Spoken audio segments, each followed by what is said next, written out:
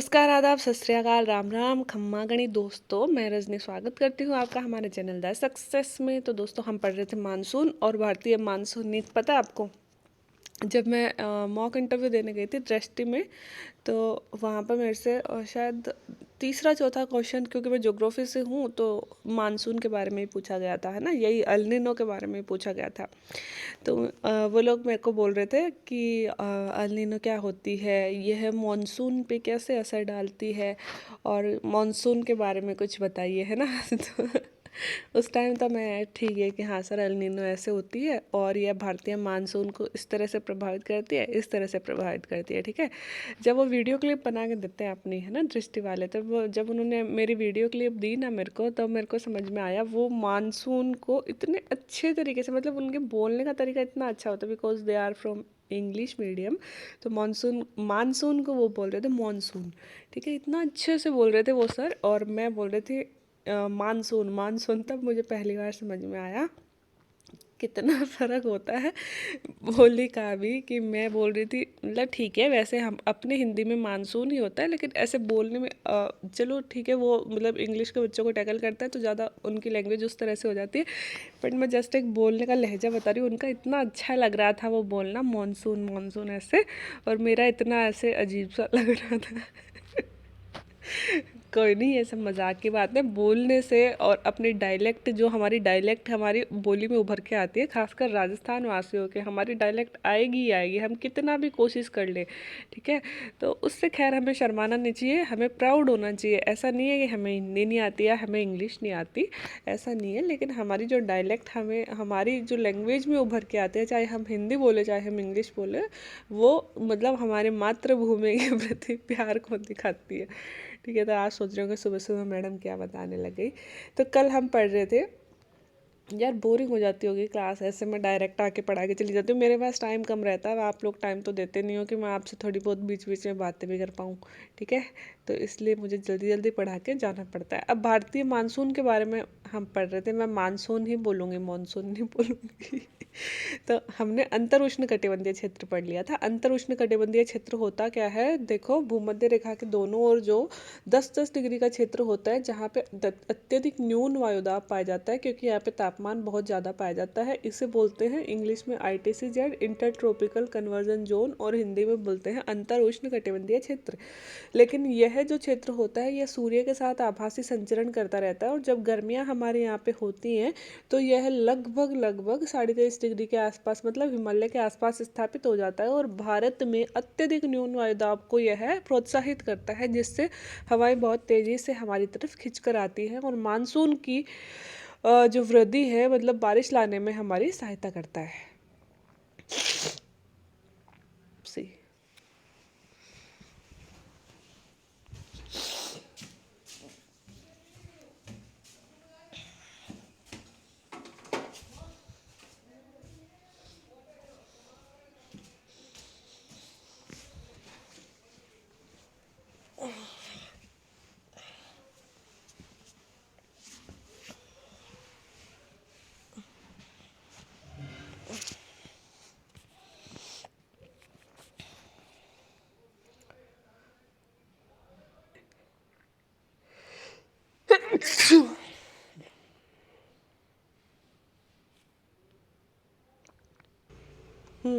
शुरू से पढ़ते हैं, मुझे समझ में नहीं आया मैंने कहाँ पहुँच गया।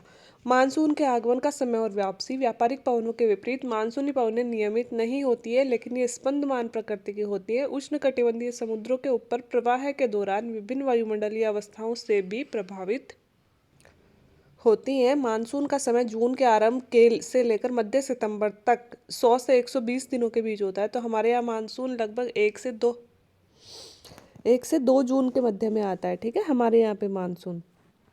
इसके साथ ही आगमन के समय वर्षा में अचानक वृद्धि हो जाती है और लगातार कई दिनों तक वर्षा जारी रहती है, जिसे मानसून का प्रस्फोट या फटना कहते हैं, तथा इससे मानसून पूर्व बौछारों से पृथक किया जा सकता है। जब मानसून आता है ना दोस्तों, तो बहुत तेज बारिश होती है और कई दिनों तक, मतलब 2-3 दिन तक लगातार बारिश होती है। इसे मानसून प्रस्फोट या फिर मानसून का फटना कहा जाता है। लेकिन जब मानसून आने से पहले जो बारिश होती है, मानसून पूर्व जो बारिश होती है, वो हल्के फुल्के बौछारों के रूप में होती है, ठीक है। सामान्यतः जून के प्रथम सप्ताह में भारतीय मानसून प्रायद्वीप के दक्षिण के छोर की तरफ प्रवेश करता है। 1 से 2 जून या 5 जून तक यह केरला में प्रवेश अपने कर जाता है। इसके बाद यह दो भागों में बढ़ जाता है, एक तो अरब सागर की शाखा और एक बंगाल की खाड़ी की शाखा। क्योंकि भारत नीचे से त्रिकोणाकार है, तो जैसे पवनें आती हैं इस त्रिकोण से टकराकर दो भागों में बढ़ जाती है, एक इधर की तरफ से प्रवेश करती है और एक इधर की तरफ से प्रवेश करती है।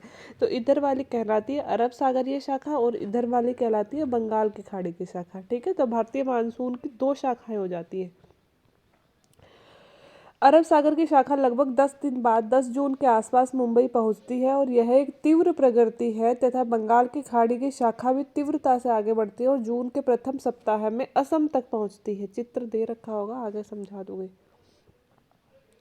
असम तक पहुंचती है। बंगाल के ऊंचे पर्वतों के कारण मानसूनी पवनें पश्चिम से में गंगा के मैदान की ओर मुड़ जाती है, तथा मध्य जून तक यह देश के मध्य जून तक अरब सागरीय शाखा सौराष्ट्र, कच्छ और देश के मध्य भागों में पहुंच जाती है। अरब सागरीय शाखा और बंगाल की खाड़ी की शाखा दोनों गंगा के मैदान के उत्तर पश्चिमी भाग में आपस में मिलती हैं और दिल्ली में सामान्यतया मानसूनी वर्षा बंगाल की खाड़ी की शाखा से जून के अंतिम सप्ताह में मतलब लगभग 29 जून तक होती है और जुलाई के प्रथम सप्ताह तक मानसून पश्चिमी यूपी, पंजाब, हरियाणा और पूर्वी राजस्थान तक पहुंच जाता है और मध्य जुलाई तक मानसून हिमाचल प्रदेश और देश के शेष अन्य हिस्सों में पहुंच जाता है। चित्र 4.3 देख लो, कहाँ है 4.3? 4.1, ये 4.4 दे दिया, 3 का है भाई। 4.5 चित्र 4.3 किसी को दिख रहा है क्या? ये है 4.3। इसमें तो क्या ही समझ में आएगा, हम इसमें देखते हैं।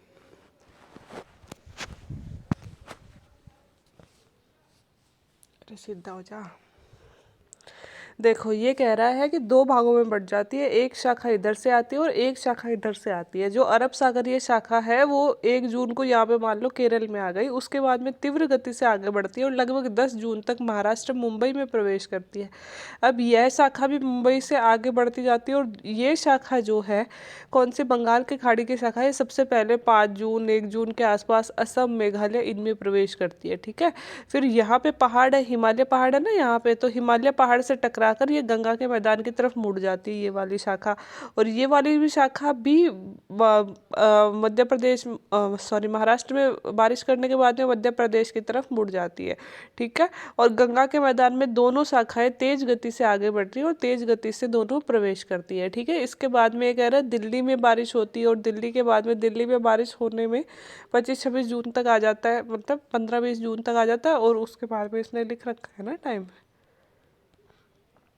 दिल्ली में इसके बाद में देखो यूपी में लगभग 15 जून तक और दिल्ली में भी इसी के आसपास बारिश होती है और फिर 1 जुलाई तक अपने यहाँ राजस्थान में पहुँचती है। और जो बचे हुए भाग है जैसे पंजाब, हरियाणा, चंडीगढ़, इनमें यह लगभग 15 जुलाई तक पहुँचती है। अपने भी पश्चिमी राजस्थान में लगभग 15 जुलाई तक यह है बारिश पहुँचती है।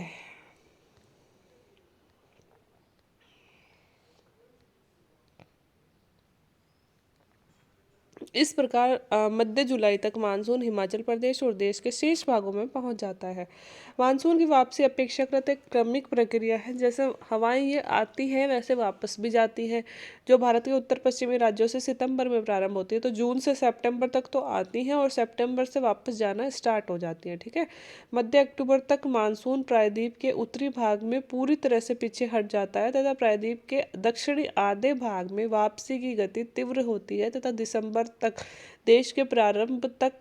के प्रारंभ तक देश के शेष भाग से मानसून की वापसी हो जाती है। तो मानसून जाना कब शुरू होता है दोस्तों? सितंबर में, और लगभग अक्टूबर में मतलब तेज गति से जाना शुरू कर देता है और दिसंबर तक सारी पवनें जो भी मानसूनी पवनें भारत में आई थी वो सब लौट जाती हैं। द्वीपों पर मानसून की सबसे पहली बारिश होती है। यह क्रमशः दक्षिण से उत्तर की ओर अप्रैल के अंतिम सप्ताह से लेकर मई के प्रथम सप्ताह तक होती है। मानसून की वापसी भी, तो जो हमारे द्वीप हैं, कौन से द्वीप हैं हमारे, इधर तो हमारा लक्षद्वीप है और इधर हमारा अंडमान निकोबार द्वीप है। ये कह रहे हैं इन पे सबसे पहले बारिश होती है। क्यों? क्योंकि ओब्वियसली हवाएं यहाँ से पहले टकरा जाएंगी दोनों तरफ ही। ठीक है, तो यहाँ पे जो बारिश हो जाती है वह अप्रैल से लेकर मई तक शुरू हो जाती है। मानसून की वापसी भी क्रमशः दिसंबर के प्रथम सप्ताह से जनवरी के प्रथम सप्ताह तक और उत्तर से दक्षिण की तरफ होती है। मानसून की वापसी वही दिसंबर के प्रथम सप्ताह से जनवरी के प्रथम सप्ताह तक, मतलब इनकी बात कर रहा है द्वीपों पर। द्वीपों पर मानसून वापस कब जाता है? दिसंबर जनवरी तक जाता है। यहाँ से तो चला गया दिसंबर तक, लेकिन हवाएं अब यहाँ से यहाँ तक पहुँची तो ये दिसंबर जनवरी तक वापस लौट जाती हैं। इस समय देश के शेष भाग में शीत ऋतु का प्रभाव होता है। जब हमारे लक्षद्वीप अंडमान निकोबार में जाते हुए मानसून से बारिश होती है, तब हमारे पूरे देश में दिसंबर जनवरी में आपको पता है क्या रहती है? सर्दी की ऋतु रहती है। अब पढ़ते हैं हम ऋतुएं। मानसूनी जलवायु की विशेषता एक विशिष्ट मौसमी प्रतिरूप होता है। एक ऋतु से दूसरे ऋतु में मौसम की अवस्थाओं में बहुत अधिक परिवर्तन होता है तथा विशेषकर देश के आंतरिक भागों में ये परिवर्तन बहुत अधिक मात्रा में परिलक्षित होते हैं। तटीय तापमान क्षेत्रों के तापमान में बहुत अधिक भिन्नताएं नहीं होती है। यहाँ पे वर्षा के प्रारूप में भिन्नताएं होती हैं। आप अपने क्षेत्र में कितने प्रकार की ऋतुओं का अनुभव करते हैं? और भारत में मुख्यतः 4 ऋतुओं के रूप में पहचाना जा सकता है: शीत ऋतु, ग्रीष्म ऋतु, कुछ क्षेत्रीय विविधता के आधार पर मानसून के आगमन और वापसी का काल। तो हम मोस्टली दोस्तों इसमें 4 ऋतुएं लिखी हैं। हम 3 ऋतुएं देखते हैं, पहली ठंड और दूसरी गर्मी और तीसरी बारिश। शीत ऋतु, ग्रीष्म ऋतु और वर्षा ऋतु, 3 ऋतु देखते हैं। और इसलिए वर्षा ऋतु को 2 भागों में बांट दिया है।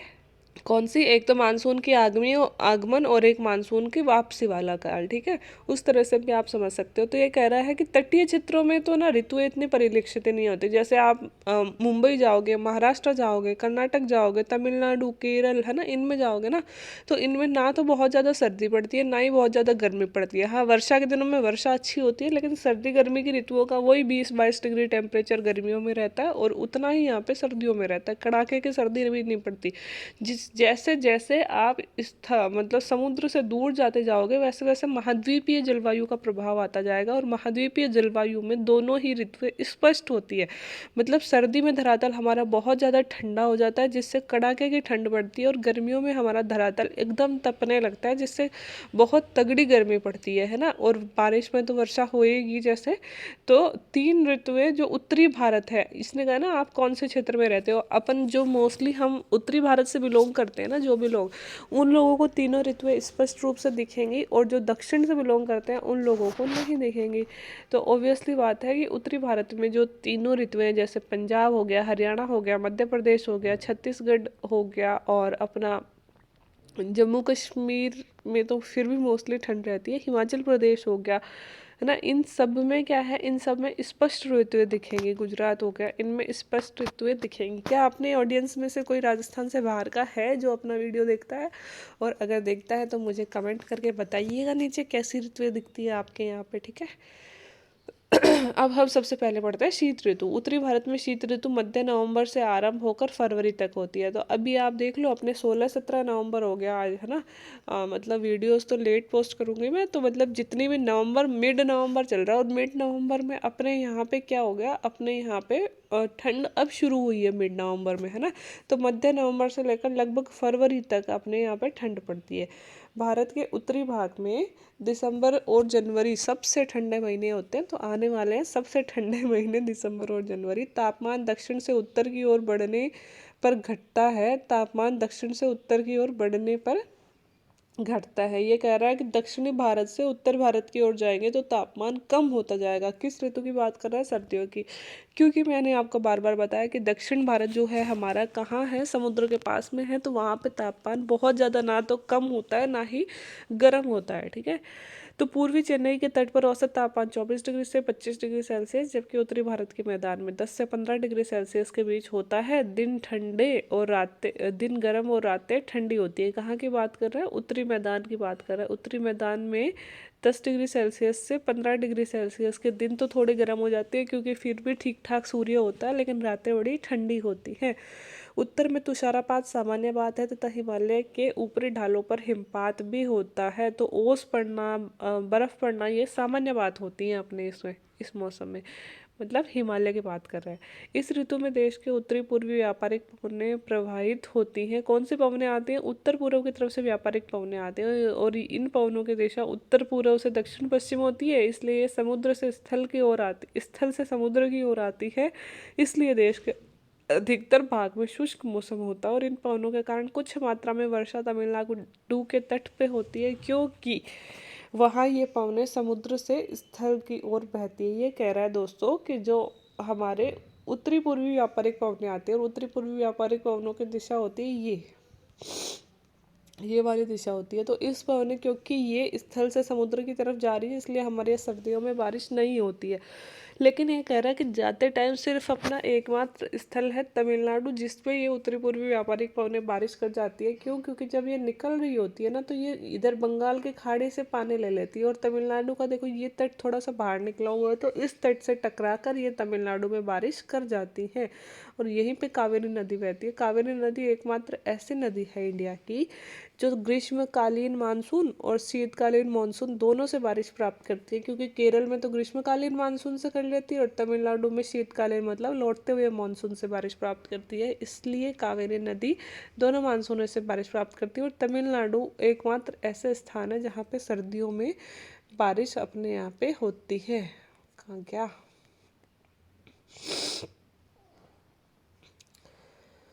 और मतलब सर्दियों सर्दियों वाले मानसून से उत्तरी पूर्वी पवनों से जहाँ पे बारिश होती है वो है हमारा तमिलनाडु।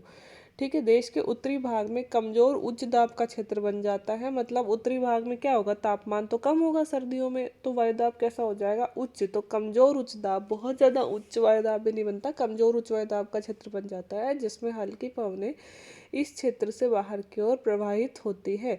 उच्चावच से प्रभावित होकर ये पवनें पश्चिम तथा उत्तर पश्चिम में गंगा की घाटी में बहती है। सामान्यतः इस मौसम में आसमान साफ रहता है, आर्द्रता कम, पवनें शिथिल होती हैं और परिवर्तित होती है।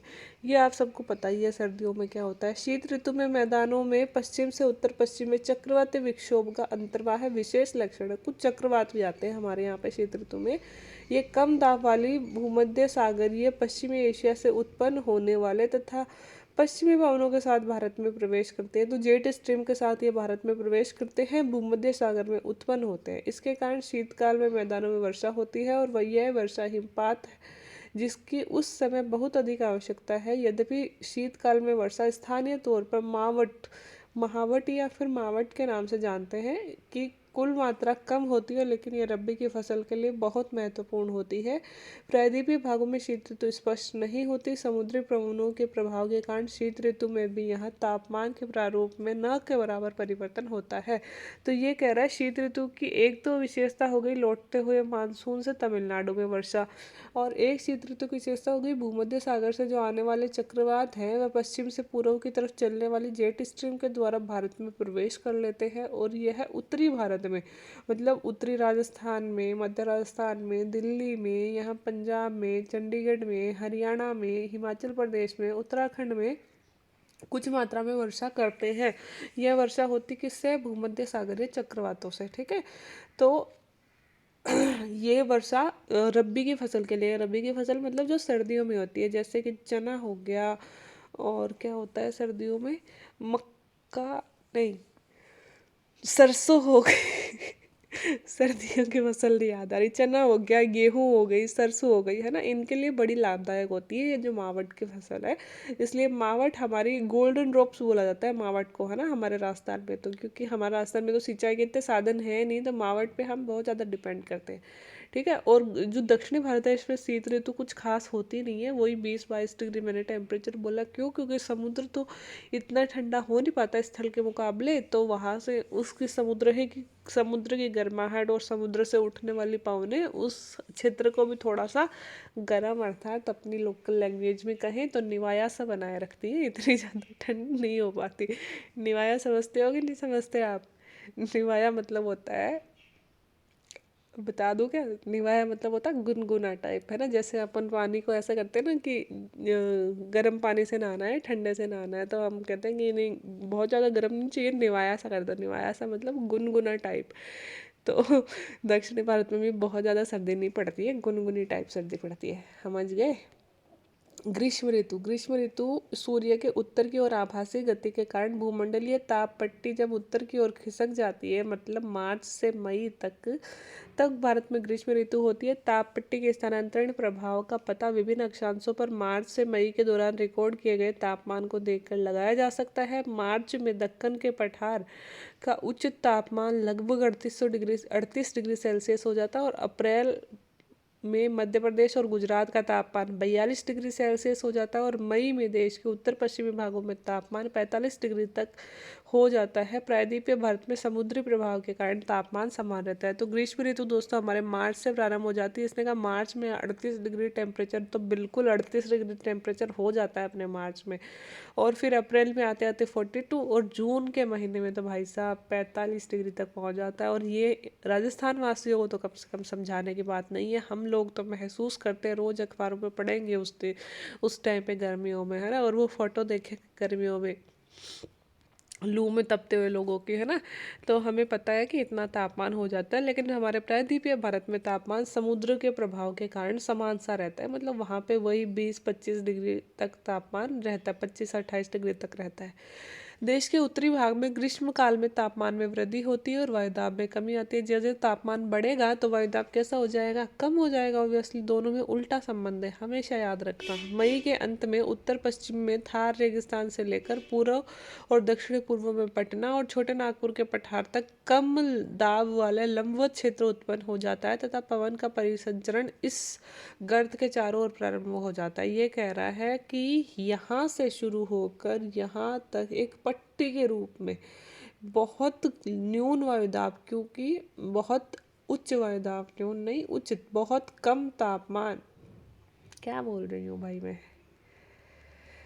इस मौसम में गर्मी की बात कर रहे हैं, और इस पट्टी में ग्रीष्म ऋतु में बहुत ज़्यादा गर्मी पड़ती है। बहुत ज़्यादा गर्मी का मतलब क्या हो गया? टेम्परेचर बहुत ज़्यादा क्या हो गया?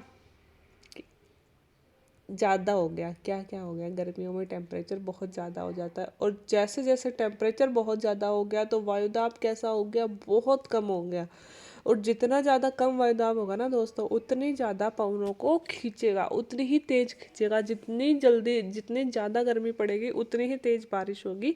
क्यों? क्योंकि गर्मी पड़ेगी, टेम्परेचर बिल्कुल लो हो जाएगा, और वह वायुदाब को उतना ही खींचने का काम करेगा।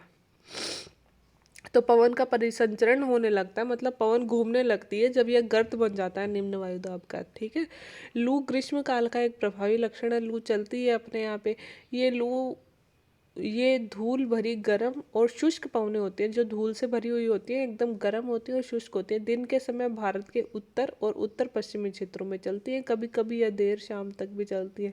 मतलब नॉर्मली अपने रेगिस्तान में शामें ठंडी हो जाती हैं, लेकिन जब लू चलती है ना, लू तो भाई साहब रात को भी चलती है। बचपन में मुझे याद आता है जब हम छोटे थे तो ऐसे बाहर, मतलब आंगन में सोया करते थे चारपाई डाल के। जिस रातें लू चलती थी ना, उस तो रात भी ठंडी नहीं होती थी, और भयानक वाली गर्मी लगती थी, भयानक वाली। ऊपर से फिर ये मिट्टी और बरसाती है लू।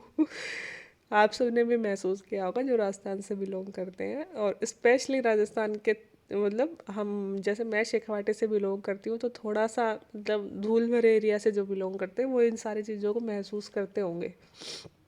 इस हवा का सीधा प्रभाव घातक भी होता है। लू से बहुत सारे लोगों की डेथ भी हो जाती है ना, अखबार में हम पढ़ते रहते हैं। उत्तरी भारत में मई के महीने के दौरान धूल भरी आंधियां चलती हैं, और ये आंधियां अस्थायी रूप से आराम पहुंचाती हैं, क्योंकि तापमान को कम कर देती हैं, साथ साथ ठंडे समीर और हल्की वर्षा लाती हैं। जब बहुत ज़्यादा गर्मी होती है और बहुत ज़्यादा ये पवनें चलती है, तो फिर दोस्तों एकदम से फिर बारिश आती है ना। इस मौसम में कभी कभी तीव्र हवाओं के गरज के साथ मूसलाधार वर्षा भी होती है, और प्रायः यह हिमवृष्टि भी, इसके साथ प्रायः हिमवृष्टि भी होती है। वैशाख के महीने में होने के कारण पश्चिमी बंगाल में इसे काल वैशाखी कहते हैं। जब बहुत ज़्यादा गर्मी हो जाती है तो संवहनीय तरंगें ऊपर उठने लगती है, मतलब वहाँ की वायु गर्म होकर ऊपर की तरफ उठने लगती है, और फिर आर्द्र होकर एकदम से बारिश करती है। और इस तरह की वर्षा में कई बार दोस्तों हिम वर्षा भी होती है, मतलब ओलों के कड़क और बिजली की गरज के साथ बारिश होती है ना। तो इसे हम, क्योंकि ये वैशाख का महीना होता है, तो इसे हम काल वैशाखी कहते हैं। कहाँ पे? पश्चिमी बंगाल में। नाम याद रखिएगा, बहुत बार पूछा जाता है। ग्रीष्म ऋतु के अंत में कर्नाटक और केरल में प्राय मानसूनी वर्षा होती है और इसके कारण आम जल्दी पक जाते हैं, इसलिए इसे पूर्व मानसूनी वर्षा होती है। आम जल्दी पक जाते हैं इसलिए इसे आम वर्षा भी कहते हैं। तो दोस्तों, अप्रैल में तो काल वैशाखी होती है ना, टाइम याद रखिएगा। और पूर्व मानसूनी वर्षा मानसून के आने के जस्ट पहले होती है ना। इसलिए इसे कर्नाटक और केरल में जब ये बारिश होती है तो मेरी मम्मी भी कहा करती है, हमारे आम के बगीचों में आम पक जाया करते थे। तो है ना, इस जो वर्षा से क्या होता है, आम टूट टूट कर गिरने लगते हैं। तो हम बहुत आम लेके आते थे। मम्मी ऐसे कहती थी, हमारे चाव चढ़ा रहता था कि हम सुबह आम लेने जाएंगे जब भी रात को आंधी और ऐसे बारिश होती थी। तो और हमारे जो बगीचे हैं वो पूरे आम से भरे हुए होते थे। एक्चुअली मेरी मम्मी कोलकाता में रही हुई है ना, तो मम्मी को मतलब वहाँ की जलवायु और अपने राजस्थान की जलवायु तो बिल्कुल डिफरेंट होती है ना। तो आम्र वर्षा, जब भी आम्र वर्षा का नाम सुनती हूँ मुझे मम्मी की ये बात हमेशा याद आती है। ठीक है, आगे हम पढ़ते हैं। मैं देख लेती हूँ अपना लेसन कितना बचा हुआ है। वर्षा ऋतु और मानसून का आगमन, तो हम ये अगले लेक्चर में पढ़ लेंगे, थोड़ा डिटेल में पढ़ेंगे वर्षा ऋतु और मानसून का आगमन। आज के लिए इतना घना घना समझते हो अब आप? घना तो पता होगा राजस्थान वालों को। तो आज के लिए इतना ही। वीडियो अच्छा लगा हो तो please do like share and subscribe my channel, और वीडियो देखते रहिए प्लीज़ एंड प्लीज़। अपने कमेंट करते रहिए। शुरू में आपको बड़ा जोश होता है, हाँ मैडम पढ़ा दो पढ़ा दो। 2-2.5 हज़ार के करीब व्यूज़ आ जाते हैं मेरे एक वीडियो पे जब भी मैं को शुरू करती हूँ। और फिर आएंगे धीरे 1K, और फिर आएंगे 800, फिर 600, फिर 600 से 5, और फिर लास्ट पे 400, और फिर लास्ट में 150 बच्चे बच जाते हैं जो नियमित रूप से पढ़ते हैं। ठीक है, तो अभी यही हालत है, 150 बच्चे हैं जो नियमित रूप से पढ़ रहे हैं। लेकिन ठीक है, मेरे मन में ये सुकून रहता है कम से कम 150 बच्चे तो है जिनको परिणाम मिल रहा है। ठीक है, तो प्लीज़ यार शेयर भी करो वीडियो को। 150 बच्चों से कुछ नहीं होगा, तो थोड़ा बहुत शेयर करते रहो वीडियोस को प्लीज़ प्लीज़। मेरी भी मेहनत है यार, स्कूल में जाके आती हूँ, वहाँ पढ़ा के आती हूँ। ठीक है, और बड़ी थक के आती हूँ, सुबह जल्दी उठती हूँ, वीडियो बनाती हूँ। तो थोड़ा सा समझा करो प्लीज़, चैनल को ग्रो भी करवाओ। खुद भी लाइक शेयर सब्सक्राइब करो, घर वालों तक पहुँचाओ, नीडफुल लोगों तक पहुँचाओ, ताकि चैनल भी ग्रो करे, मुझे भी मोटिवेशन मिले बाकी वीडियो देखने के लिए। Thank you so much, bye bye.